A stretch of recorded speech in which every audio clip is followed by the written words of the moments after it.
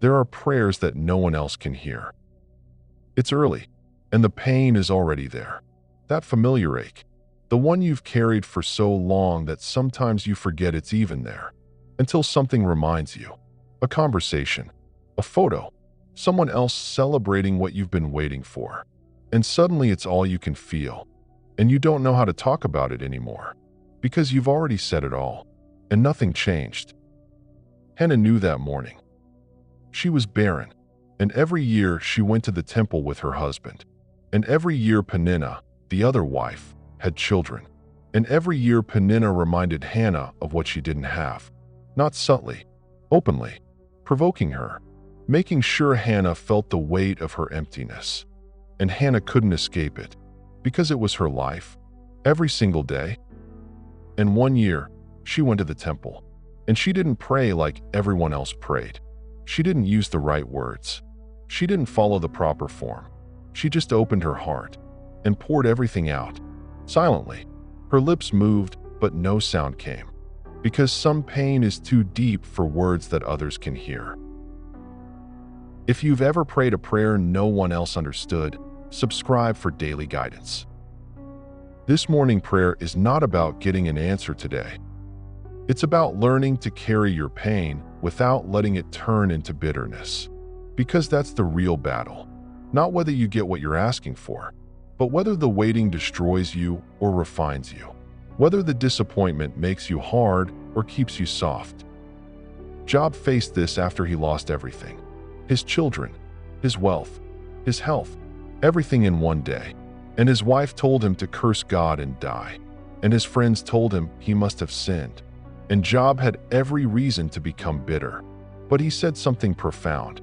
Shall we receive good from God and not receive adversity? He didn't pretend it didn't hurt, but he refused to let the hurt define his relationship with God. That's what this prayer does. It creates space for you to be honest, to tell God exactly what you feel, not what you think you should feel, not the sanitized version, the real version, the version where you're tired, where you're sad, where you don't understand. And that honesty doesn't push God away. It brings you closer. Hannah prayed with such intensity that Eli thought she was drunk. He watched her lips moving, saw her body shaking, and assumed the worst. And he confronted her. How long will you be drunk? Put away your wine. And Hannah could have collapsed under that judgment, could have felt even more misunderstood. But she didn't. She simply told him the truth. I am not drunk. I am a woman troubled in spirit. I have been pouring out my soul before the Lord. That phrase, pouring out my soul, that's what real prayer looks like sometimes. Not structured, not composed, just everything inside you spilling out before God, because He can handle it. He's not afraid of your pain. He's not offended by your questions. He's waiting for you to stop pretending and just be real. Leave a like if you've ever felt misunderstood in your pain. David understood this kind of prayer. He wrote psalms where he cried out to God, where he asked why, where he felt abandoned, where he begged for relief. And God didn't remove those psalms from Scripture. He kept them there because He wants you to know that honest prayer is acceptable, that you don't have to clean up your emotions before you come to Him. One psalm says, "How long, O Lord? Will you forget me forever? How long will you hide your face from me?" That's not a prayer of faith according to some people's definitions, but it's a prayer of trust, because David was still talking to God, still bringing his pain to the only one who could do something about it. So when you pray this morning, don't try to sound spiritual. Don't try to use the right words. Just tell God what's really happening inside you. The frustration, the sadness, the comparison, the feeling that everyone else is moving forward while you're stuck. Because He already knows, but He's waiting for you to say it. Hannah made a vow that day. She said, "If you give me a son, I will give him back to you." And some people read that as bargaining, but it wasn't. It was surrender. It was Hannah saying, "I'm not asking for this so I can keep it. I'm asking for this so I can give you something I could never give otherwise." And that shift from grasping to releasing is what changed everything. Because when you're holding something too tightly, your hands can't receive anything new. But when you open your hands, even in the pain, even in the not knowing, you create space for God to work. Not because you earned it, but because you trusted. Share this video with someone who needs permission to be honest with God. After Hannah prayed, something shifted. The Bible says her face was no longer sad, not because she had the answer yet, but because she had released the burden. She had poured it all out. And something about that honesty brought peace. Not the peace of having what you want, but the peace of no longer carrying it alone. That's the gift of this kind of prayer. It doesn't always change your circumstances immediately, but it changes you. It keeps your heart soft when everything around you is trying to make it hard.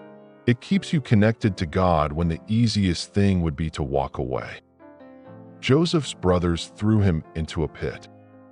And years later, when they came to him for food, Joseph could have been bitter, could have made them suffer the way he suffered. But he wasn't. He wept. He embraced them. And he said, "You meant it for evil, but God meant it for good." That's not denial. That's someone who processed their pain honestly enough that it didn't turn into poison. Because unprocessed pain always turns toxic. But pain that's brought to God, pain that's poured out in honest prayer, that pain can become something else.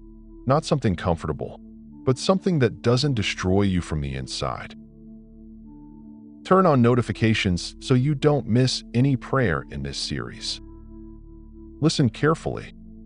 Hannah's story doesn't promise you that God will give you exactly what you're asking for. It promises you that God hears, that your silent prayers matter, that your tears are not ignored, and that pouring out your soul before Him is not weakness. It's trust. It's saying, "I can't carry this anymore, and I'm giving it to the only one who can."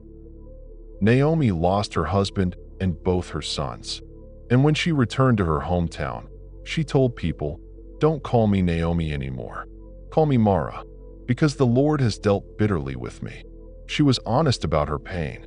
She didn't pretend everything was fine, but she also didn't stop walking. She didn't stop living. She kept moving forward even though her heart was broken. And God eventually gave Hannah a son. She named him Samuel, and she kept her vow. She brought him to the temple when he was weaned, and she gave him to Eli to serve God. And it must have hurt to finally receive what she'd begged for, and then to let it go. But she did it, because her prayer was never just about having a child. It was about trusting God with her deepest longing.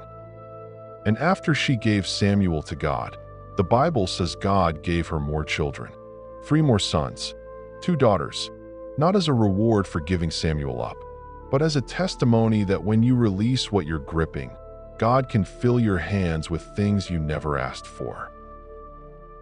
Comment Amen if you're choosing to trust God with your deepest pain today. So as you finish this prayer, don't hide what you're really feeling. Don't try to be stronger than you are. Just bring it all to God.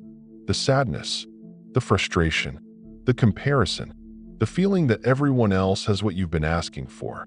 Bring it all and pour it out. Not because it will change everything today, but because carrying it alone will change you in ways you don't want to be changed. And after you pour it out, notice what Hannah did. She got up. She ate. Her face was no longer sad, not because everything was fixed, but because she had released the weight. And sometimes that's the miracle, not the answer, but the peace that comes from finally being honest. May this morning not be another morning of pretending you're fine. May it be a morning of honesty, where you tell God what's really happening, where you stop performing and start trusting, because He's not waiting for you to have it all together. He's waiting for you to bring Him what's broken and trust that He can hold it better than you ever could.